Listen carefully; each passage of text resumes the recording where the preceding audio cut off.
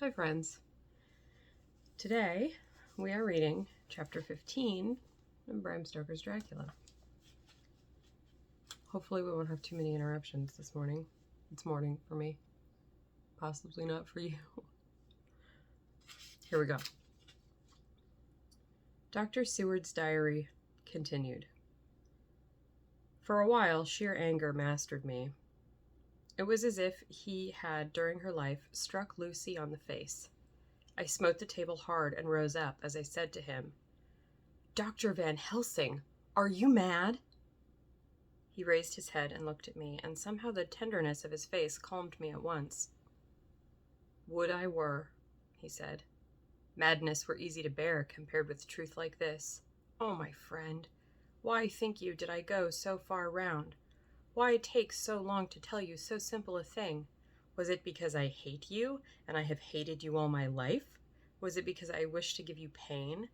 Was it that I wanted, now so late, revenge for that time when you saved my life? And from a fearful death? Ah, no!" "Forgive me," said I. He went on. "My friend, it was because I wished to be gentle in the breaking to you, for I know that you have loved that so sweet lady. But even yet I do not expect you to believe.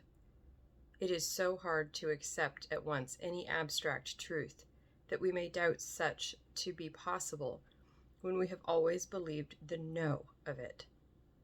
It is more hard still to accept so sad a concrete truth, and of such a one as Miss Lucy.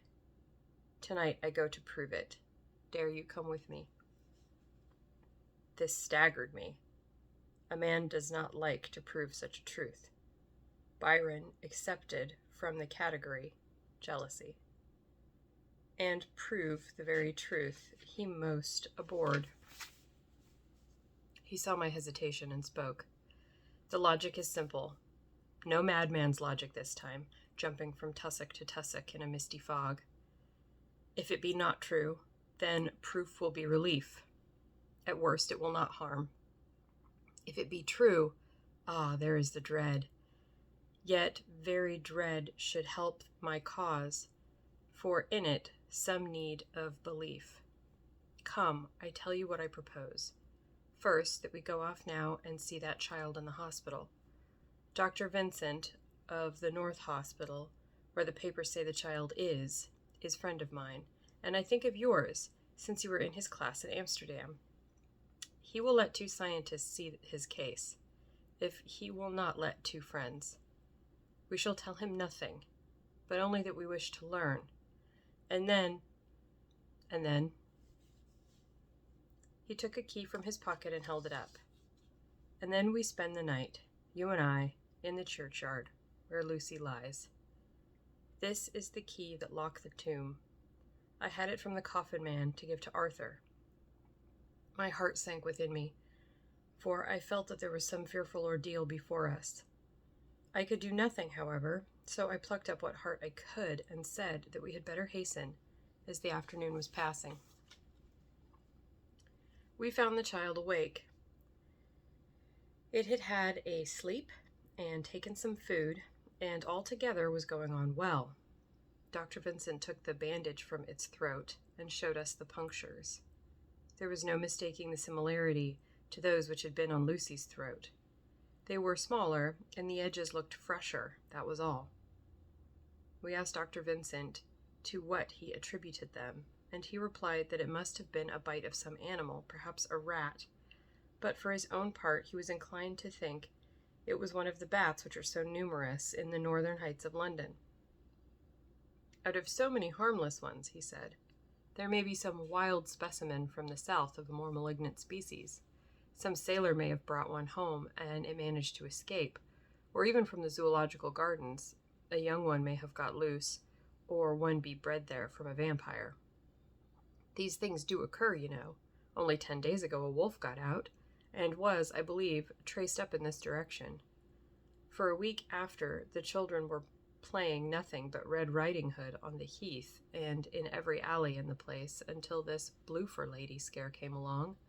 Since then it's been quite a gala time with them, Even this poor little mite, when he woke up today, asked the nurse if he might go away.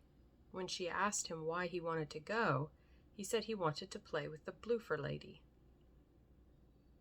I hope, said Van Helsing, that when you are sending the child home, you will caution its parents to keep strict watch over it.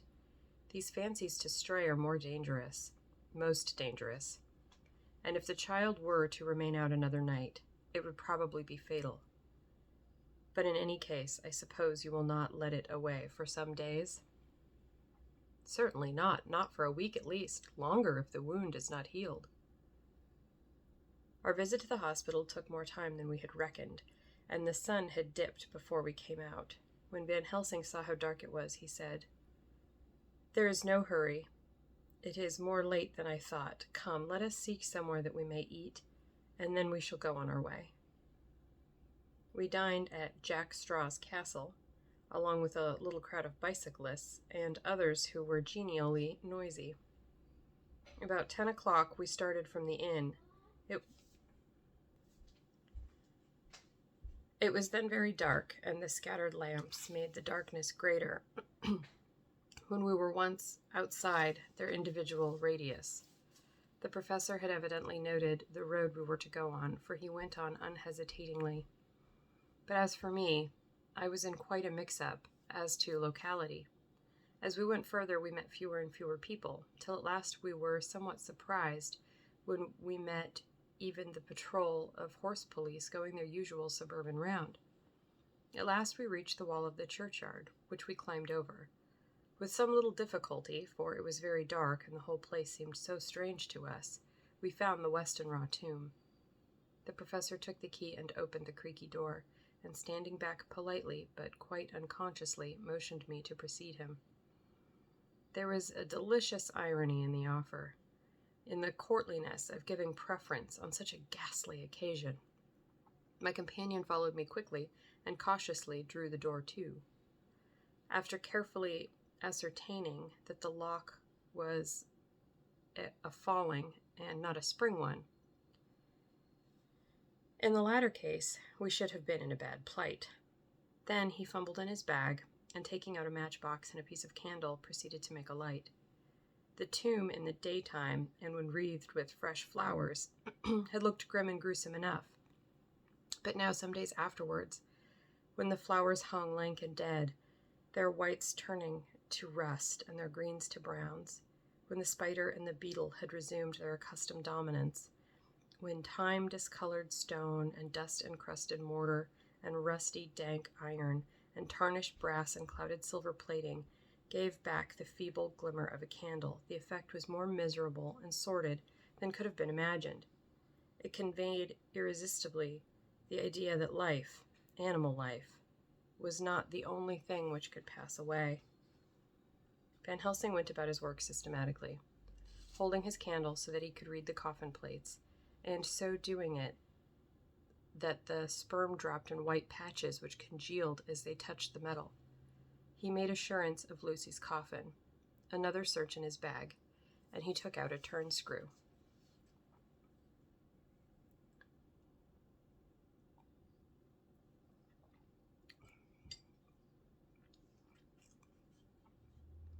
"What are you going to do?"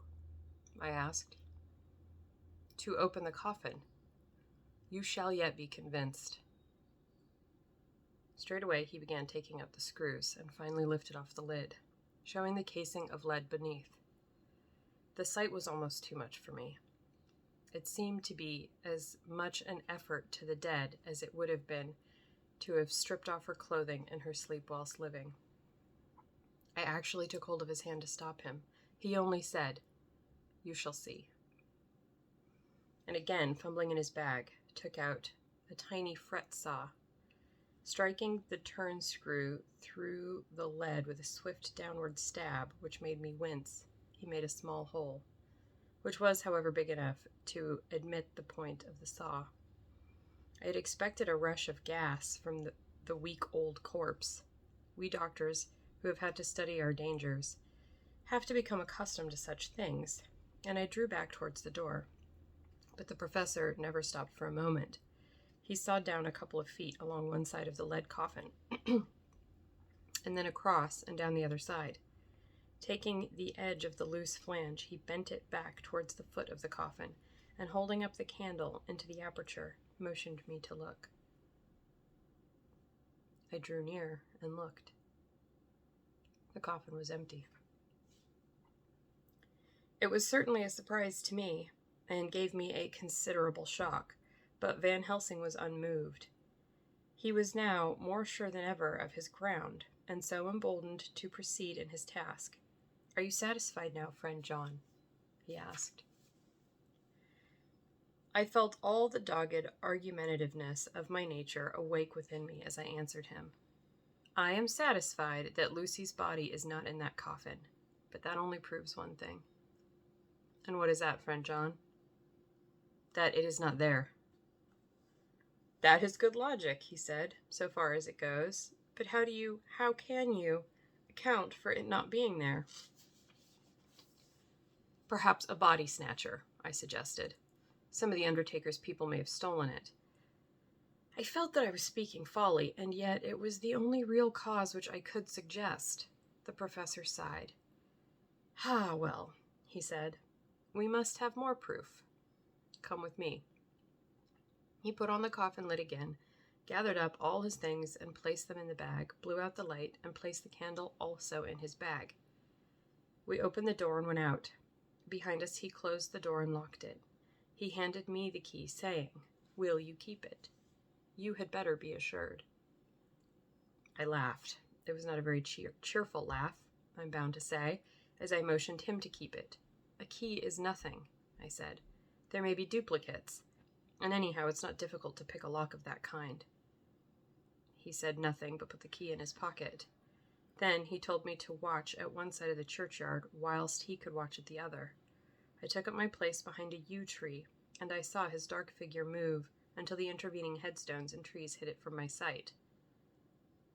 It was a lonely vigil. Just after I had taken my place, I heard a distant clock strike 12, and in time came 1 and 2. I was chilled and unnerved, and angry with the professor for taking me on such an errand, and with myself for coming. I was too cold and too sleepy to be keenly observant, and not sleepy enough to betray my trust, so altogether I had a dreary, miserable time. Suddenly, as I turned around, I thought I saw something like a white streak moving between 2 dark yew trees at the side of the churchyard farthest from the tomb. At the same time, a dark mass moved from the professor's side of the ground, and hurriedly went towards it. Then I too moved, but I had to go round headstones and railed off tombs, and I stumbled over graves. The sky was overcast, and somewhere far off an early cock crew. A little way off, beyond the line of scattered juniper trees which marked the pathway to the church, a white, dim figure flitted in the direction of the tomb. The tomb itself was hidden by trees, and I could not see where the figure disappeared. I heard the rustle of actual movement where I had first seen the white figure, and coming over found the professor holding in his arms a tiny child. When he saw me, he held it out to me and said, "Are you satisfied now?"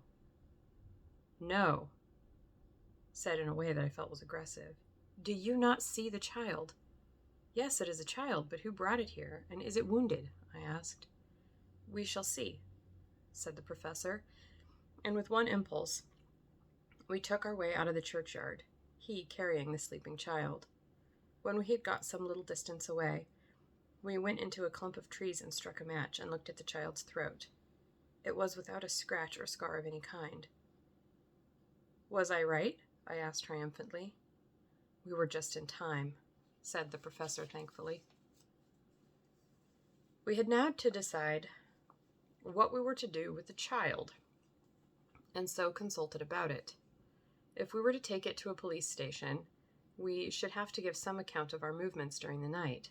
At least we should have had to make some statement as to how we had come to find the child. So finally we decided that we would take it to the heath, and when we heard a policeman coming, would leave it where he could not fail to find it. We would then seek our way home as quickly as we could. all fell out well. At the edge of Hampstead Heath, we heard a policeman's heavy tramp, and lying the child on the pathway, we waited and watched until he saw it as he flashed his lantern to and fro. We heard his exclamation of astonishment, and then we went away silently. By good chance, we got a cab near the Spaniards and drove to town. I cannot sleep, so I make this entry, but I must try to get a few hours' sleep, as Van Helsing is to call for me at noon. He insists that I shall go with him on another expedition. 27 September. It was 2 o'clock before we found a suitable opportunity for our attempt. The funeral, held at noon, was all completed, and the vast stragglers of the mourners had taken themselves lazily away, when, looking carefully from behind a clump of alder trees, we saw the sexton lock the gate after him. We knew then that we were safe till morning, did we desire it, but the professor told me that we should not want more than an hour at most. Again I felt that horrid sense of the reality of things, in which any effort of imagination seemed out of place. And I realized distinctly the perils of the law which we were incurring in our unhallowed work.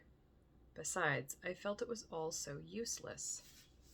Outrageous as it was to open a leaden coffin to see if a woman dead nearly a week were really dead, it now seemed the height of folly to open the tomb again, when we knew from the evidence of our own eyesight that the coffin was empty.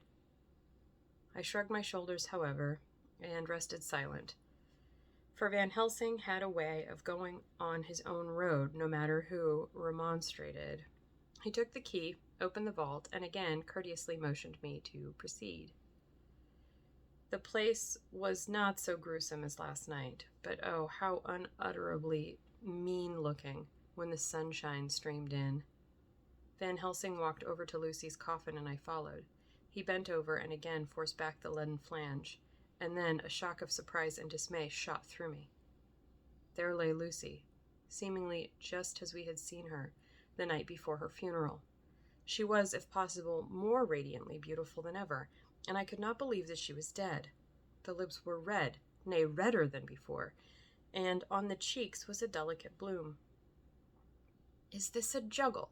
I said to him. "Are you convinced now?" said the professor in response, and as he spoke, he put over his hand, and in a way that made me shudder, pull back the dead lips, and showed the white teeth. "See," he went on, "see, they are even sharper than before. And this, and this," and he touched one of the canine teeth, and that below it. "The little children can be bitten. Are you of belief now, friend John?" Once more, argumentative hostility woke within me. I could not accept such an overwhelming idea as he suggested. So, with an attempt to argue, of which I was even at the moment ashamed, I said, "She may have been placed here since last night." "Indeed, that is so. And by whom?" "I do not know. Someone has done it. And yet she has been dead 1 week. Most peoples in that time would not look so." I had no answer for this, so was silent. Van Helsing did not seem to notice my silence. At any rate, he showed neither chagrin nor triumph. He was looking intently at the face of the dead woman, raising the eyelids and looking at the eyes, and once more opening the lips and examining the teeth. Then he turned to me and said, "Here, there is one thing which is different from all recorded. Here is some dual life that is not as the common. She was bitten by the vampire when she was in a trance, sleepwalking. Oh, you start? You do not know that, friend John, but you shall know it all later. And in trance could he best come to take more blood. In trance she died, and in trance she is undead too. So it is that she differ from all other. Usually when the undead sleep at home." As he spoke, he made a comprehensive sweep of his arm to designate what to a vampire was home. "Their face shows what they are, but this so sweet that was, when she not undead, She go back to the nothings of the common dead. There is no malign here. See? Excuse me. So it make hard that I must kill her in her sleep. This turned my blood cold, and it began to dawn upon me that I was accepting Van Helsing's theories. But if she were really dead, what was there of the terror of the idea of killing her? He looked up at me and evidently saw the change in my face, for he said almost joyously, "Ah, you believe now?" I answered, "Do not press me too hard all at once. I am willing to accept. How will you do this bloody work?" "I shall cut off her head and fill her mouth with garlic, and I shall drive a stake through her body." It made me shudder to think of so mutilating the body of the woman whom I had loved, and yet the feeling was not so strong as I expected.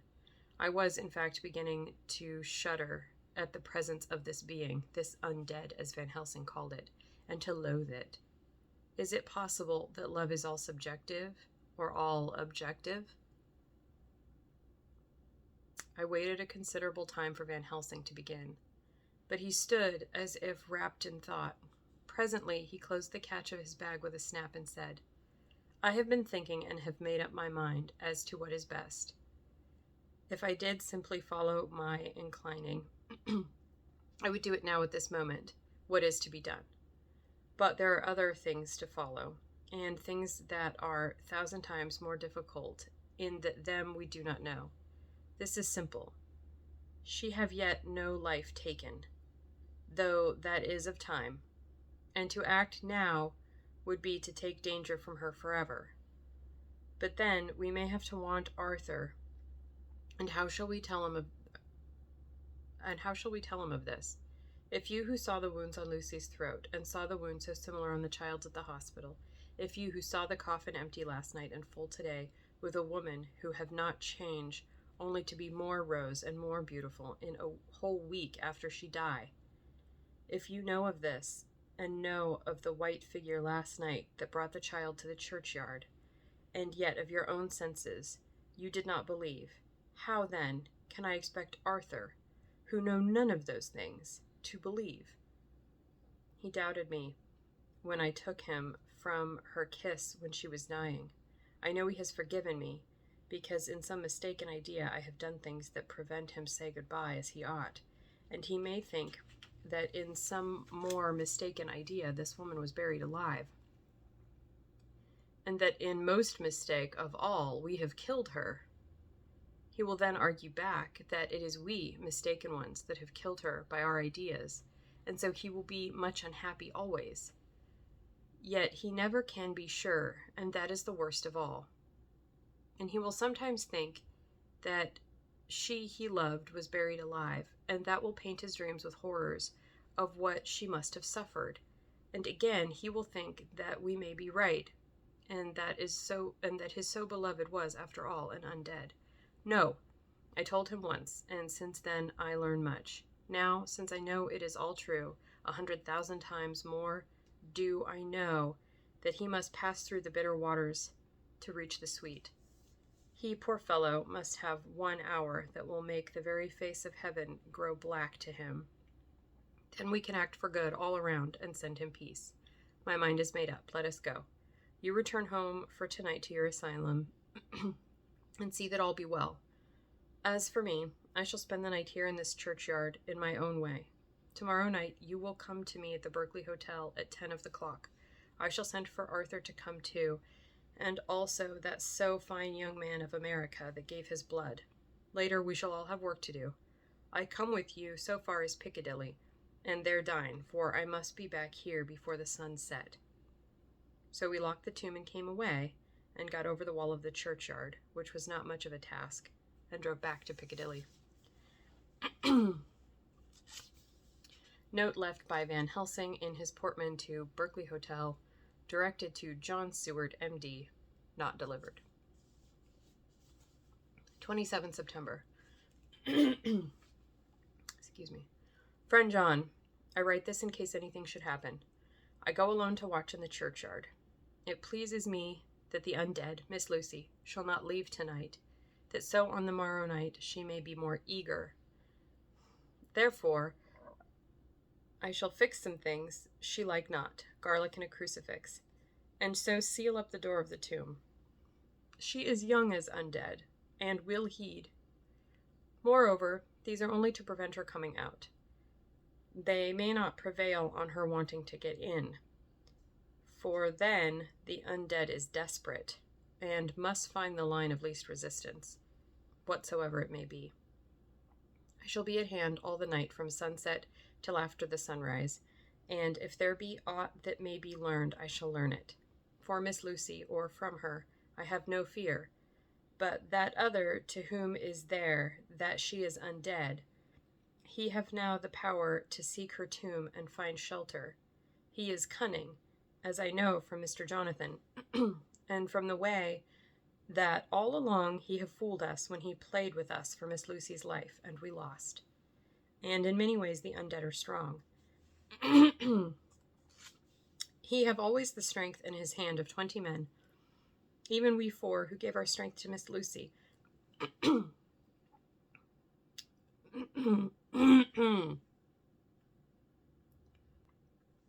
Sorry. Okay.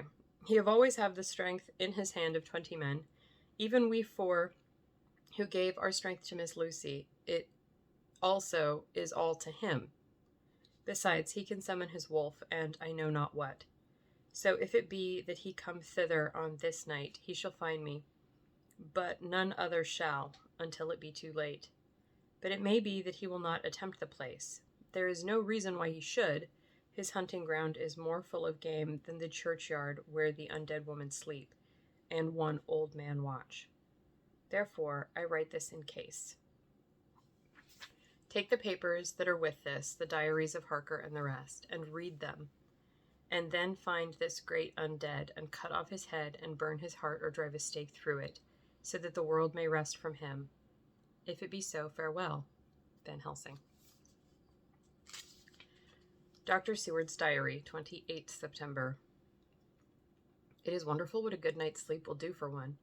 Yesterday, I was almost willing to accept Van Helsing's monstrous ideas, but now they seem to start out lurid before me, as outages on common sense. I have no doubt that he believes it all. I wonder if his mind can have become in any way unhinged. Surely there must be some rational explanation for all these mysterious things. Is it possible that the professor can have done it himself? He is so abnormally clever that if he went off his head, he would carry out his intent with regard to some fixed idea in a wonderful way. I'm loath to think it, and indeed it would be almost as great a marvel as the other to find that Van Helsing was mad. But anyhow, I should watch him carefully. I may get some light on the mystery.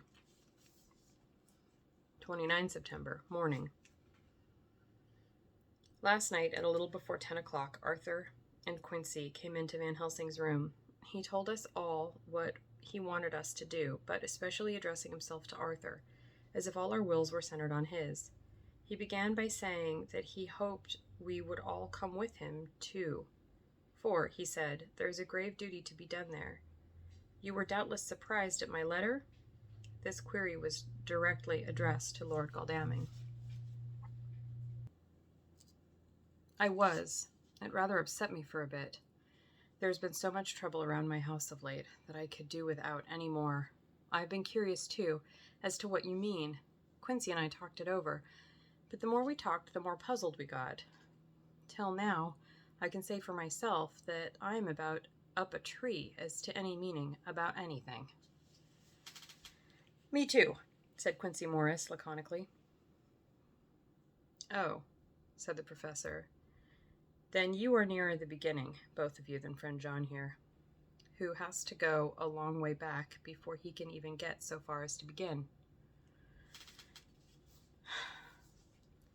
It was evident that he recognized my return to my old doubting frame of mind, without my saying a word.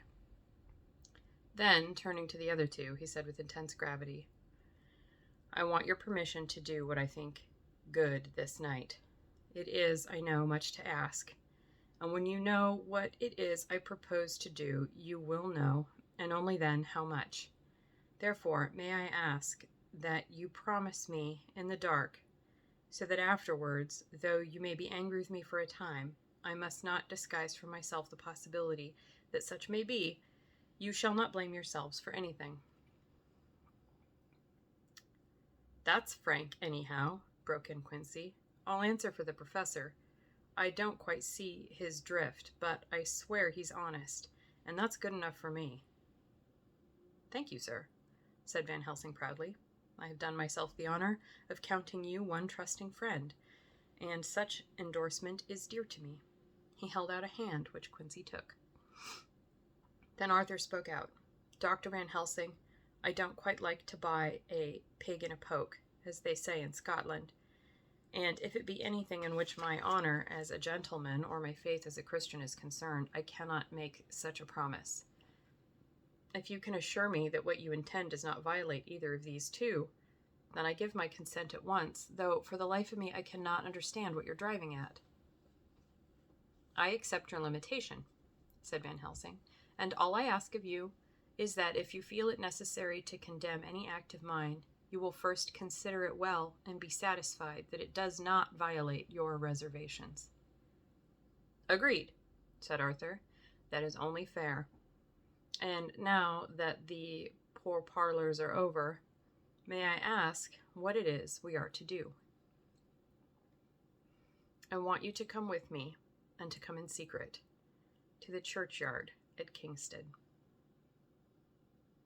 Arthur's face fell, as he said in an amazed sort of way, "Where poor Lucy is buried?"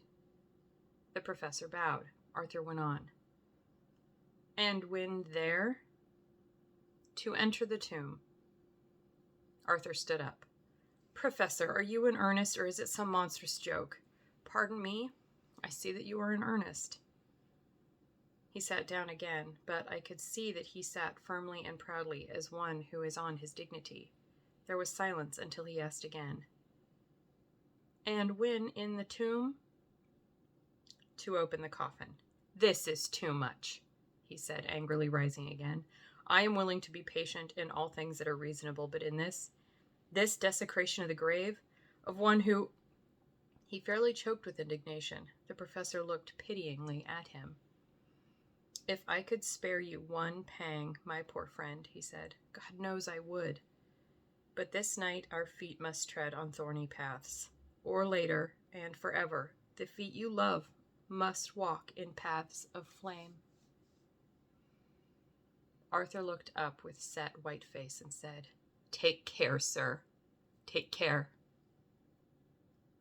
"Would it not be well to hear what I have to say?" said Van Helsing, "and then you will at least know the limit of my purpose. Shall I go on?" "That's fair enough," broke in Morris. After a pause, Van Helsing went on, evidently with an effort. "Miss Lucy is dead. Is it not so?" "Yes." "Then there can be no wrong to her." "But if she be not dead—" Arthur jumped to his feet. "Good God!" he cried. "What do you mean? Has there been any mistake? Has she been buried alive?" He groaned in anguish that not even hope could soften. "I did not say she was alive, my child. I did not think it. I go no further than to say that she might be undead." "Undead? Not alive? What do you mean? Is this all a nightmare, or what is it?" "There are mysteries which men can only guess at, which age by age they may solve only in part. Believe me, we are now on the verge of one. But I have not done.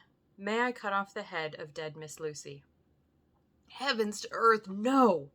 cried Arthur in a storm of passion. "Not for the wide world will I consent to any mutilation of her dead body. Dr. Van Helsing, you try me too far. What have I done to you that you should torture me so? What did that poor sweet girl do that you should want to cast such dishonor on her grave? Are you mad that speak such things, or am I mad that listen to them? Don't dare to think more of such a desecration. I shall not give my consent to anything you do. I have a duty to do in protecting her grave from outrage, and by God, I shall do it." Van Helsing rose up from where he had all the time been seated and said gravely and sternly, "My Lord Godalming, I, too, have a duty to do. a duty to others, a duty to you, a duty to the dead, and, by God, I shall do it. All I ask you now is that you come with me, that you look and listen. And if when later I make the same request, you do not be more eager for its fulfillment even than I am, then I shall do my duty, whatever it may seem to me. And then, to follow of your lordship's wishes, I shall hold myself at your disposal to render an account to you, when and where you will. His voice broke a little, and he went on with an accent full of pity. But I beseech you, do not go forth in anger with me. In a long life of acts which were often not pleasant to do, and which sometimes did wring my heart, I have never had so heavy a task as now. Believe me, that if the time comes for you to change your mind towards me, one look from you will wipe away all this so sad hour, for I would do what a man can to save you from sorrow. Just think, for why should I give myself so much of labor and so much of sorrow? I have come here from my own land to do what I can of good. At the first to please my friend John, and then to help a sweet young lady whom too I came to love. For her, I am ashamed to say so much, but I say it in kindness. I gave what you gave. The blood of my veins, I gave it. I, who was not, like you, her lover, but only her physician and her friend. I gave to her my nights and days, before death, after death, and if my death can do her good even now, when she is the dead undead, she shall have it freely. He said this with a very grave, sweet pride, and Arthur was much affected by it. He took the old man's hand and said in a broken voice, "Oh, it is hard to think of it, and I cannot understand, but at least I will go with you and wait." And that concludes chapter 15. I hope you're enjoying it. I am enjoying reading it, although reading Van Helsing's parts are probably obviously difficult. His speech pattern is awkward for me, so the words don't follow in a way that I expect as I'm reading it. And I think I may have skimmed some of his long speeches when, probably the last time I read this, because they are awkward. And I apologize. If you're enjoying this, I hope you will hit the like button, subscribe.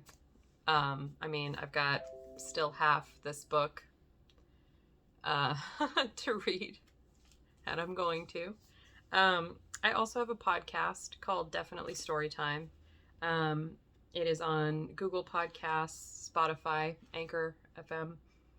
And there I am reading Agatha Christie's The Secret Adversary. So if you're interested in a mystery, it's over there. Definitely Storytime. I will link it in the description. And I hope you'll check it out. Anyway, on to the next one.